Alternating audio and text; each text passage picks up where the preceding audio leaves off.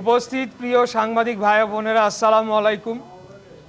আজকে আমি ঢাকা দক্ষিণ সিটি কর্পোরেশনের নবনিযুক্ত প্রশাসক জনাব আব্দুস সালামের সাথে সৌজন্য সাক্ষাৎ এবং পরবর্তীতে আমরা আমাদের ঢাকা শহরের যে সমস্যাগুলো রয়েছে সেগুলো কিভাবে নিরসন করব সেই বিষয়ে প্রাথমিক আলাপ আলোচনা করার জন্য এসেছিলাম।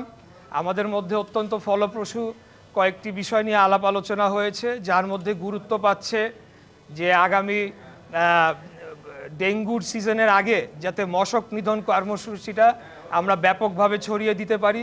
এছাড়া আমাদের নানামুখী আরও অনেকগুলো সমস্যা রয়েছে। রাস্তাঘাটের মেনটেন্যান্সের একটা প্রয়োজনীয়তা দেখা দিয়েছে বিভিন্ন জায়গায়। তো এই সকল বিষয় নিয়ে আমরা আলাপ আলোচনা করতে এসেছি।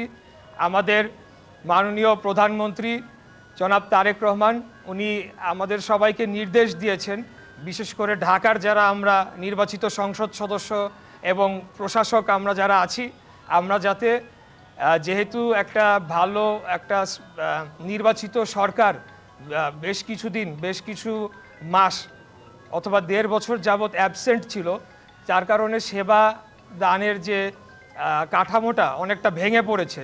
তো সেটিকে দ্রুততম সময়ে আমরা সচল করে নাগরিকদের কষ্ট লাঘব করার জন্য যেমন কাজ করব, এর পাশাপাশি সামনে আসন্ন যে থ্রেটগুলো রয়েছে, যেটা একটা আমি বললাম যে ডেঙ্গু, এরকম অন্যান্য বিষয় যেমন আবার বর্ষার মৌসুমে আসবে আপনার জলাবদ্ধতা, এই বিষয়গুলো নিরসনে আমরা সবাই একসাথে মিলে একটা টিম হয়ে আমাদের প্রাইম মিনিস্টারের লিডারশিপে আমরা কাজ করে যাব। সেটার জন্য আমরা আজকে এখানে এসেছিলাম, এই আর কি।